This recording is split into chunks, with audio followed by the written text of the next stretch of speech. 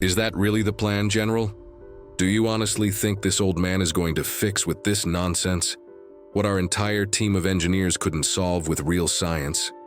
Samuel Vance, the chief engineer at the airbase, couldn't hide the sarcasm in his voice as he watched Leonard Harlow walk toward the F-22 Raptor, grounded for days with an engine failure, a critical mission depending on it coming back to life. But what happened next would leave the entire team of engineers wondering who this man really was and how he managed to pull it off. Samuel Vance crossed his arms and shook his head, as if watching a scene that would only delay the schedule even further. The engineers around him, mostly young, some holding tablets, others checking monitors connected to the F-22's system, tried to hide their doubtful glances. Deep down, though, they all shared the same question. What could this elderly man, walking slowly, possibly add, when even we, the specialists, hadn't found the fault? Leonard Harlow, with the marks of time etched on his face, wasn't intimidated by the atmosphere. His eyes, still sharp despite his age, studied the imposing jet. The F-22 Raptor, one of the most advanced fighters, sat in silence except for the hum of auxiliary equipment. The aircraft seemed to mock the situation. So much cutting-edge technology, yet everyone was held hostage by a detail no one could uncover. General Henry Prescott remained still, observing. He wasn't entirely convinced this would work, but he had no other option. His stern expression masked the nerves he refused to admit. He had authorized Leonard's presence, remembering the stories from when the veteran worked on the test line of the F-119 PW-100 engine, the very heart of the aircraft before them. Prescott knew the decision sounded strange, maybe even reckless. But time was the enemy now. A critical mission depended on this fighter taking off, and every lost minute was a threat to the operation. "Get started," Prescott ordered, trying to keep authority in front of the team. Leonard stepped closer to the open compartment, where cables and sensors were still connected. He ran his hand along the fuselage, as if greeting an old friend. To many, it looked like theater. To him, it was respect.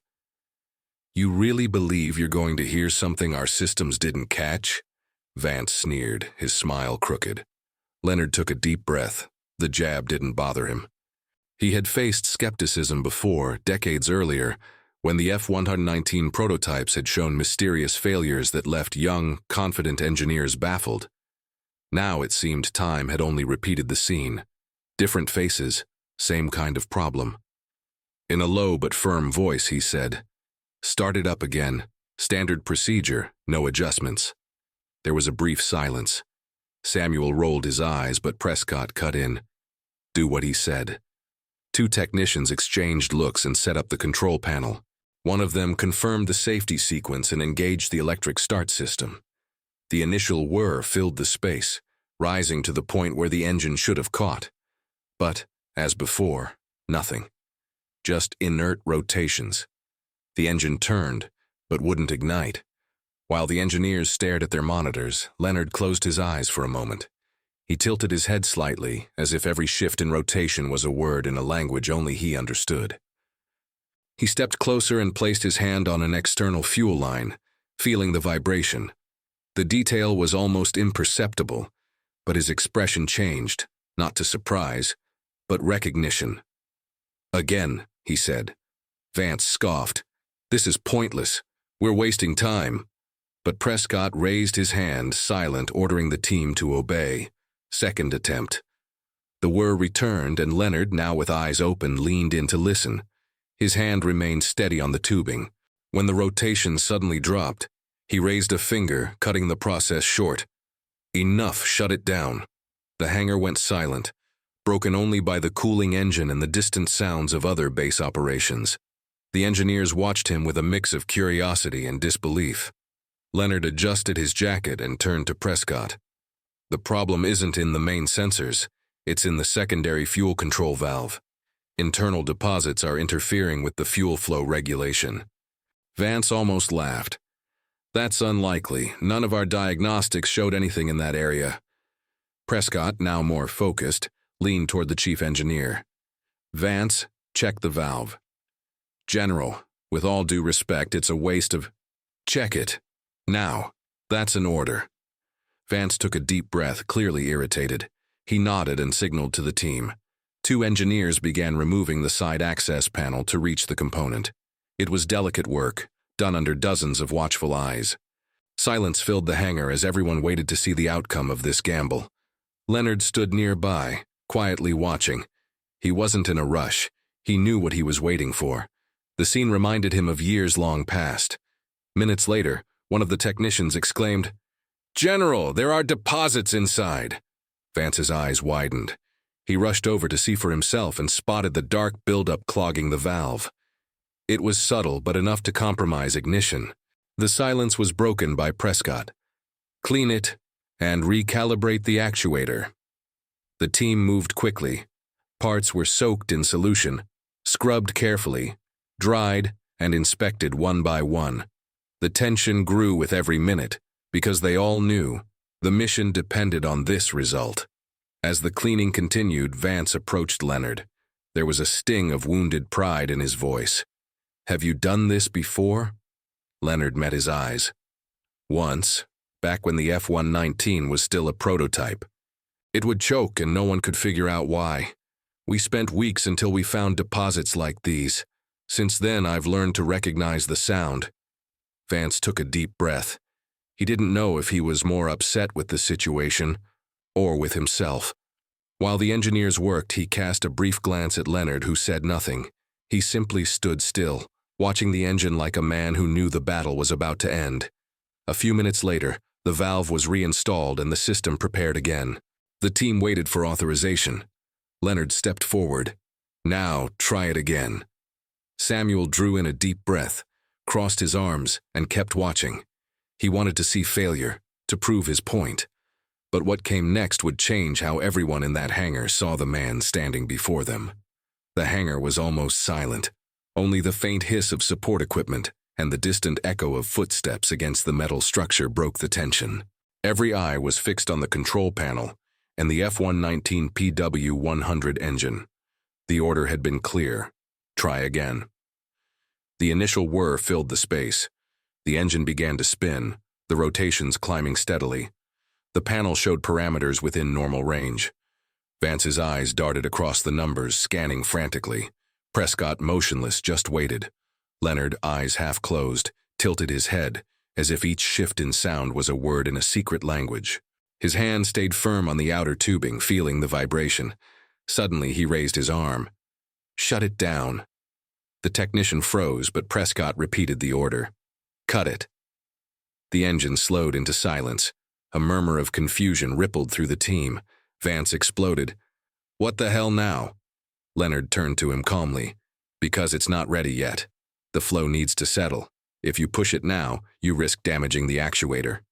Vance scoffed, annoyed. "That's intuition, not science." "Call it what you want," Leonard replied. "But if you try again now, the engine will fail once more." Prescott looked at them both and made his decision. "We wait." Silence fell again. Time dragged on, each second a mix of expectation and doubt. Some engineers whispered among themselves, torn between the logic of the numbers and Leonard's quiet authority. After a few adjustments to the valve, the veteran finally took a deep breath and stepped forward. "Now it's ready. Try again." Vance closed his eyes for a moment, as if bracing for another disappointment. The technician waited only for Prescott's final confirmation.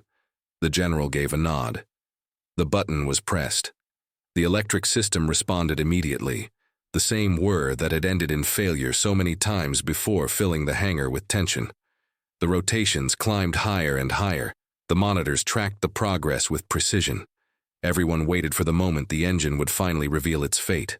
Leonard kept his hand steady on the fuselage, listening to every vibration, every shift in frequency. His face remained focused. And then it came. A deep roar shook the hangar. It wasn't the hollow spin of past attempts, but the true awakening of the engine.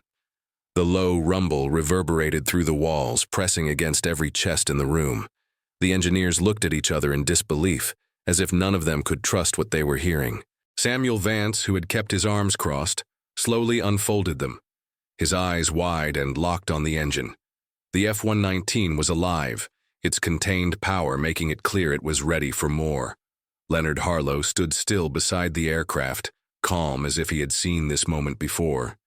To him it wasn't surprise, just confirmation. His hand still rested on the fuselage. "It's working," one of the engineers whispered, barely believing it. Prescott stepped forward, his hard face softened by relief. For a general accustomed to results, that moment meant more than fixing a problem. It was proof his decision to trust Leonard had been right. Vance, however, wrestled with his wounded pride. He walked to the auxiliary panel, checked the readings on his portable monitor, and finally admitted, "Yeah, it's in the ideal range." The words came out low, each syllable heavy. Leonard then stepped back a few paces and, without raising his voice, said, "Internal deposits. If they hadn't been removed, we would have lost more time."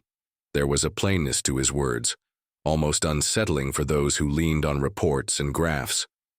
The engine kept running for a few more minutes, until Prescott firmly signaled to cut it. The sound faded, leaving only the echo and the heavy silence that follows something monumental. The silence itself was almost as powerful as the roar had been. Everyone seemed to be absorbing what they had just witnessed. The general then turned to the team. "Prepare the fighter, it's flying today." Movement was immediate. Technicians rushed to disconnect the monitoring cables, remove the support equipment, and run through the final safety checks. The tension from earlier in the day had shifted into something else. Now everyone was driven by the same purpose, to get the Raptor in the air. Leonard walked to the side of the hangar, watching in silence. His slow steps contrasted with the rush of the younger men. It was as if he belonged to another time, yet remained essential to the present moment.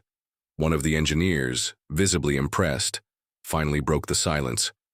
"But how did you notice that?" Leonard turned his gaze to the young man and answered calmly, "The engine speaks. You just have to know how to listen." The phrase lingered in the air, simple yet loaded with meaning. To the younger ones, it sounded almost like a riddle. Vance couldn't hold back. "Listen. With all due respect, Mr. Harlow, that sounds like luck." Prescott stepped in firm. "What matters is that he solved it." Vance drew a long breath and looked away. To him, this was a personal defeat. In front of his own team, he was forced to recognize that the veteran had done in minutes what days of work hadn't achieved. Minutes later, the team finished the final adjustments to ensure the engine was fully operational. The atmosphere inside the hangar had shifted. Where there had once been skepticism, now there was respect, even if unspoken. Prescott walked up to Leonard. "Harlow, I owe you more than thanks. This mission would have been compromised without your help." The veteran simply inclined his head, not seeking praise. "I only did what I've always done, General." Preparation for takeoff began immediately. Technicians disconnected the auxiliary cables, removed the support equipment, and ran through the last safety checks. The aircraft, once dead weight, was now alive again, ready for the sky. Vance, still uneasy, gathered the courage to address Leonard. "I admit, without you, we never would have found that." The words seemed to cost him, but they came out sincere. "I owe you an apology. I underestimated your experience." Leonard didn't answer right away. He just looked at the chief engineer for a few seconds before saying, "I accept your apology. Let's move forward." Once everything was ready, the F-22 was towed to the runway. Prescott made sure Leonard accompanied the movement. The veteran walked slowly, but his eyes carried the same brightness they had decades earlier when he first saw the Raptors come to life. At the edge of the runway, the group stopped. The assigned pilot climbed into the cockpit, adjusted the controls, and prepared for the real startup. Leonard stayed close, watching every detail as if it were part of him. At Prescott's signal, the engine was fired again. This time there was no hesitation. The roar of the F-119 filled the air with authority, leaving no doubt it was ready to fly. The fighter rolled slowly down the runway, building speed. The power was visible, the wheels pounding the ground until, with a surge, the aircraft lifted. The F-22 climbed with majesty, cutting through the sky as the engine's thunder echoed across the base. Leonard followed it with his eyes until the jet became nothing but a distant point. There was something symbolic in that moment. For many, it was just a machine doing its job. For Leonard, it was proof his knowledge still had a place in this world. Proof that the bond between man and machine, forged over decades, still endured. Back at the base, among the engineers, conversations about what had just happened began to stir. Prescott broke the silence, his voice low but firm enough for all to hear. "That sound in the sky carries your signature, Harlow." The general stepped closer. The man who usually wore a hardened expression, accustomed to fast decisions and no room for error, seemed different. There was pride in his eyes, but also humility. "Harlow, I could pin a medal on you for this. Maybe you don't realize how much we needed this result today." Leonard smiled faintly, almost imperceptibly. "I never needed medals, General. I just needed to prove I could still be useful." The words struck everyone present. Many were young, still at the start of their careers, and they realized that one day they too would reach Leonard's age. What would matter then wouldn't be titles, but the certainty that their contributions still lived on. The pilot nodded, understanding more than the words themselves. Night began to fall over the airbase. The runway lights came alive, and the cold wind swept through the open space. Leonard adjusted his worn coat and, without fanfare, started walking away. He didn't seek applause. He didn't expect speeches. For him, the true tribute had already been given, the roar of the engine in the sky. As Leonard slowly walked out of the hangar, each step echoed with symbolic weight. He didn't need to be present at ceremonies or in headlines. He was already etched in the memory of those who witnessed this moment. He was in the mission the fighter had just carried out. And for anyone watching, whether a young engineer, a general, or even someone with no ties to aviation, the story carried a simple but powerful lesson. Never dismiss the experience of those who have lived long enough to earn it. Time may age the body, but it never erases wisdom. If you agree, let us know in the comments. And if you enjoyed this story, click the like button and subscribe to the channel so you don't miss the next one.